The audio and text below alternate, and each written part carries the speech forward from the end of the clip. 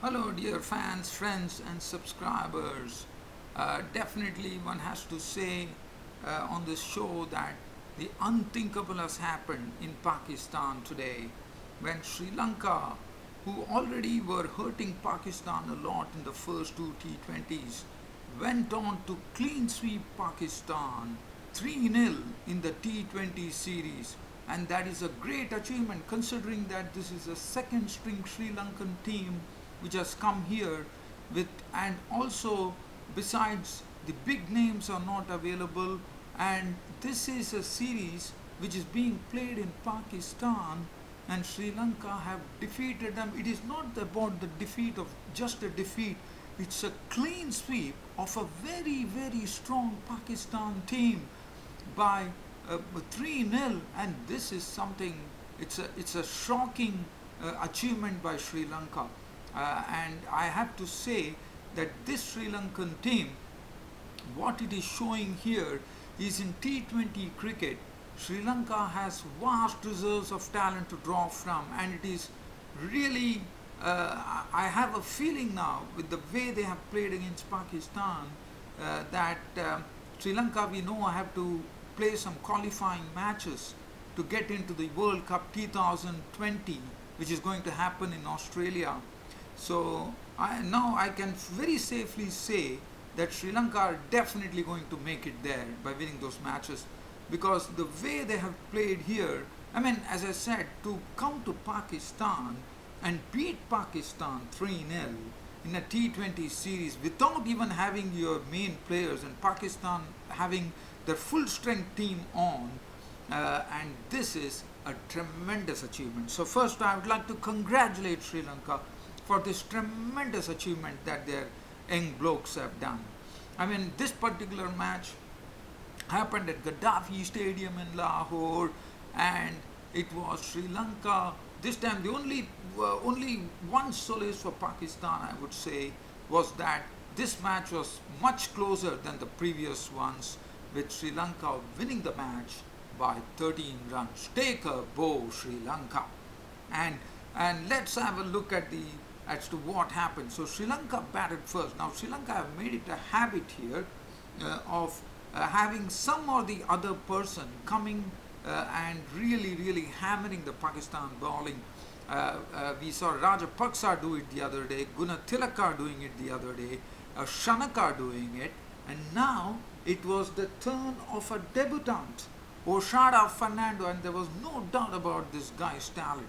And he was the one who scorched boundaries at absolute will and went on to make a wonderful knock of and that too, this bloke Oshado Fernando has already made his test match debut, has already made his ODI debut, this was his T20 debut, and Oshado Fernando showed what a wonderful stroke maker he is, as he slammed 78 out of 48 deliveries, which included 8 fours and 3 sixes.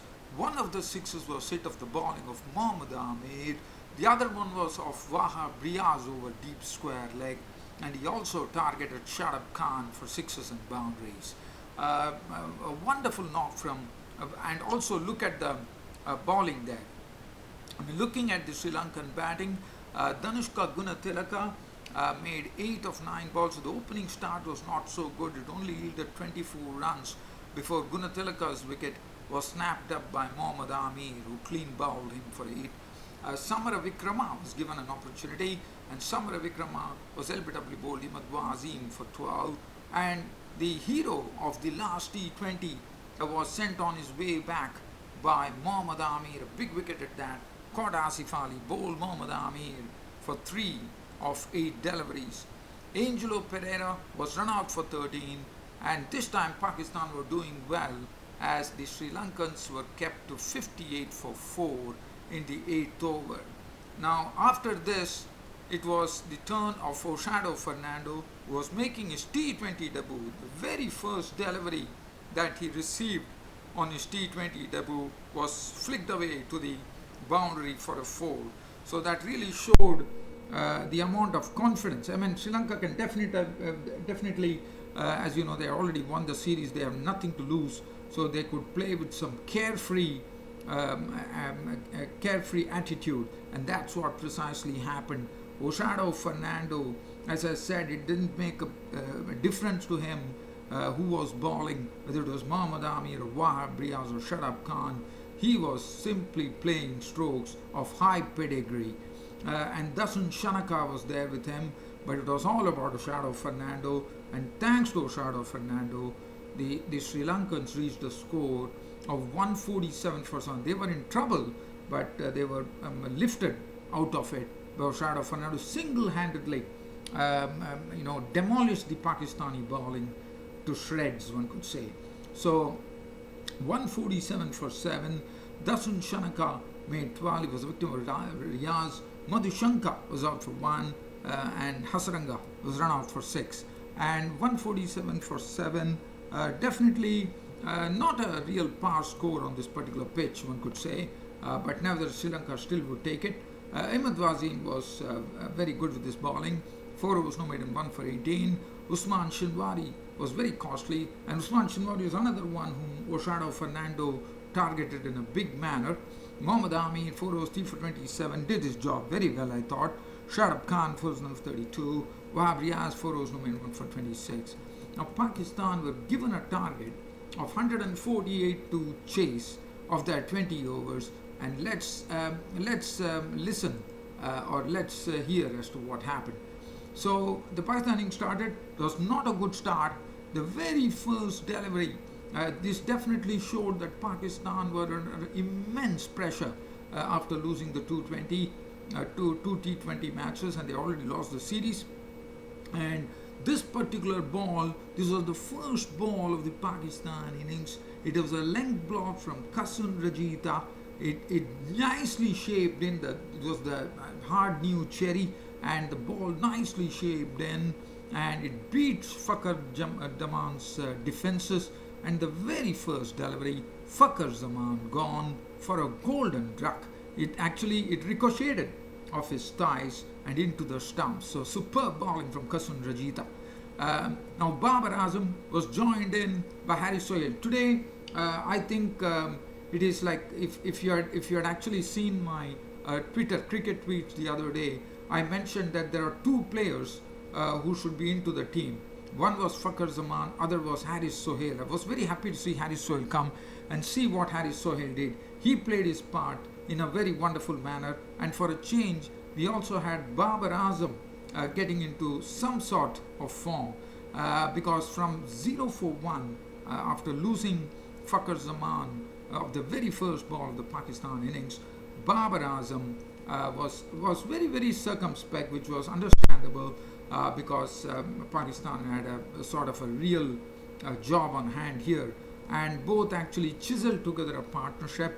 Babar Azam, along in the company of the other stylish Haris Sohail, chiseled together a partnership of 76 runs, and this was the time Lahiru Kumara, and 76 runs, the score, they were looking pretty good, 76 for 1 in the 12th over, and things looked under real control here for Pakistan. But look at what happened.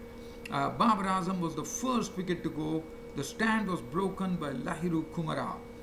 This was the very good bowling from Lahiru Kumara, who actually bowled a persistent line and length, and here Babar actually tried to make room for himself, as he wanted to just probably chuck the ball down to third man, but the outside edge carried to the wicket to Sadira Samara Vikrama, and that was the end of Babar Azam.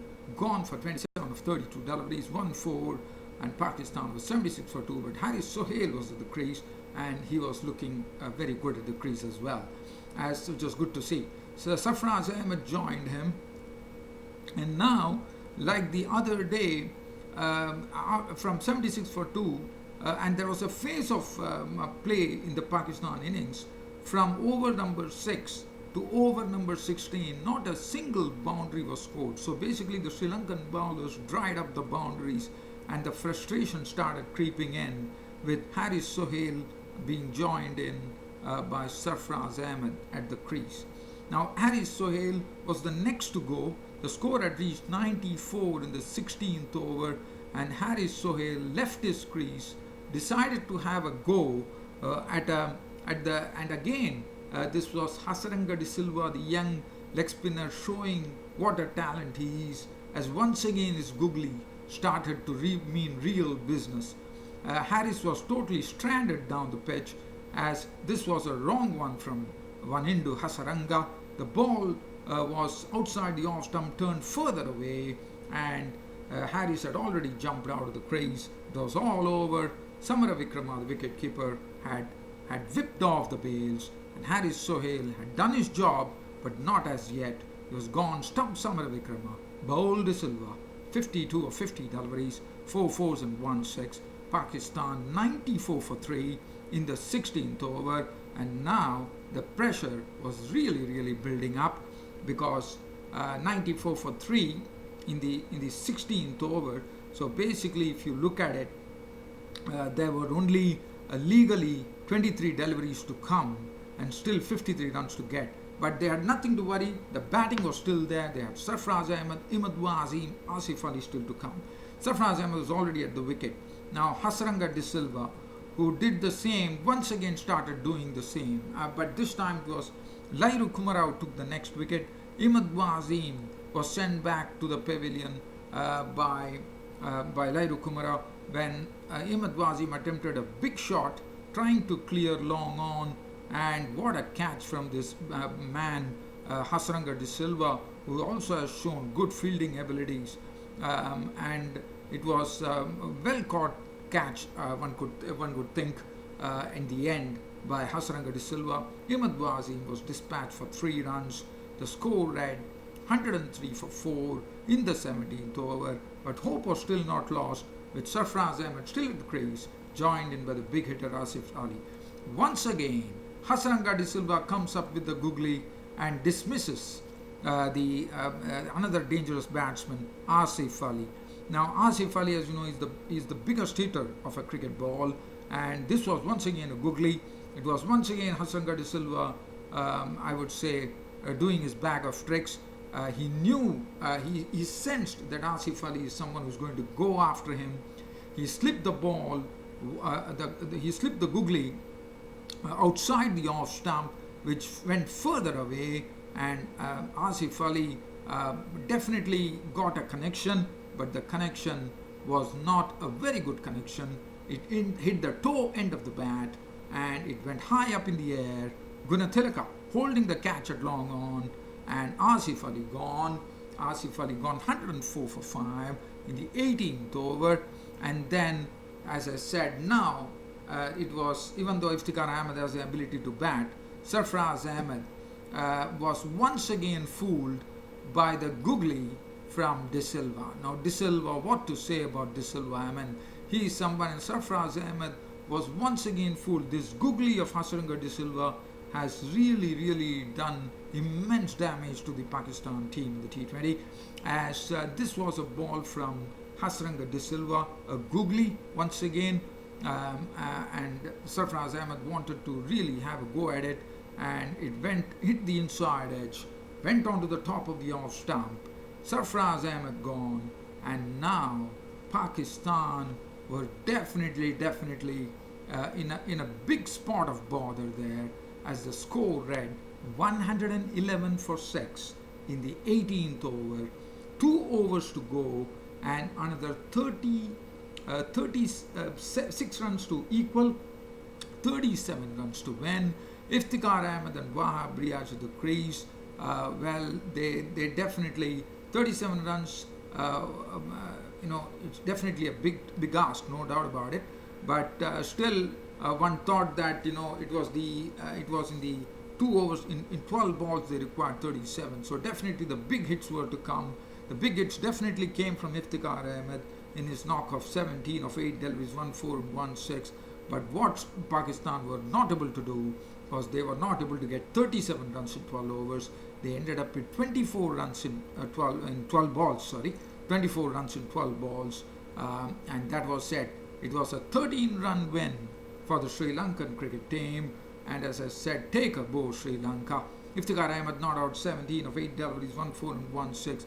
Wahab Riaz not out 12 of 6, and I think it was too much in the end for Iftikhar Ahmed and Wahab Riaz to really tackle. It was all over. Sri Lanka had won the T20 series 3-0. This is the first time that any overseas team has clean swept Pakistan in the T20 series.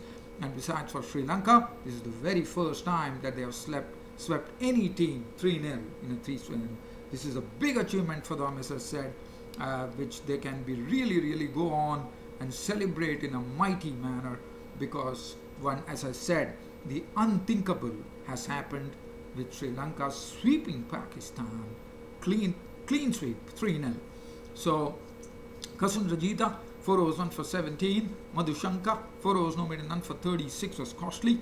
Gunathilaka, 1 over for 15. Lairu Kumara did a good job of chipping in with the wickets, 2 for 24. Hasaranga De Silva has been a sort of a revelation, according to me. 4 overs no made and 3 for 21. And Sandakanan for 20. Now, everybody would be wondering, now, I mean, as I already said, he has been a sort of a revelation. And here you see that Vanindu Hasaranga has been declared not only the man of the match of the man of the T20 series, but he has also been man of the match for the this 20 match. He has also been declared the man of the T20 series. I mean, this is a great achievement by Vanindu Hasaranga, coming to Pakistan and picking up those wickets, and his googlies are something that Pakistan would definitely have nightmares about.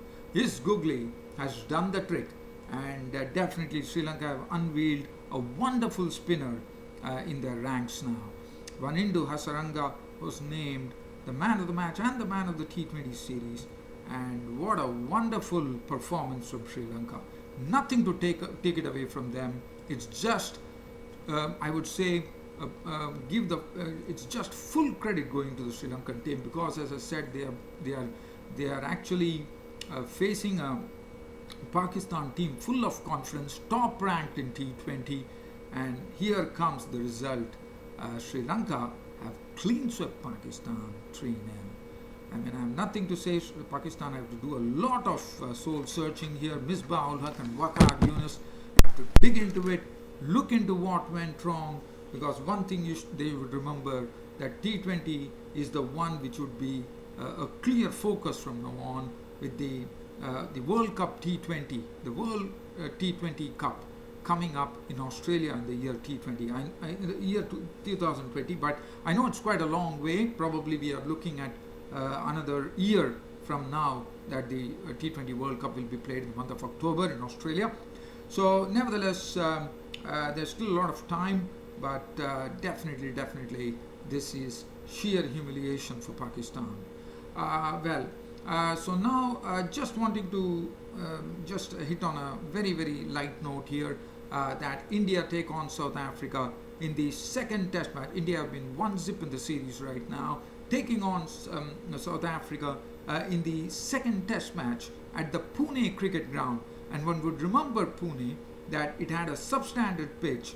The Pandurang Salgaonkar, the former Indian pace bowler who is the one who is who is the actually groundsman of the Pune pitch, was criticized. He was banned for 6 months because of providing a substandard pitch. One would remember the result, where Australia went on to beat India with Steve O'Keefe capturing 12 wickets, the spinner from Australia. So one would remember that, and that was a substandard pitch that match was played. It was heavily criticized, but one does not know what's in store in Pune for the second test match. I'm sure the groundsman Pandurang Salgaonkar would have learned his lessons, and I'm sure he's going to be dishing out a very good pitch which will have all the ingredients. But I'm very sorry to say that rain has been haunting Pune. We have been having a lot of spurts of rain there, and hope the match goes the full distance. Thanks for your company as always, and once again congratulations to the second string Sri Lankan team, who have beaten Pakistan 3-0 in the T20 series and caused a great humiliation to the Pakistan cricket team. Thanks for your company as always. It's good night from my studios here. Thank you. And catch up with me, and I'm going to be posting this on my cricket website, cricket-status.com, and you can also look at my Twitter page where it will be available. Thank you.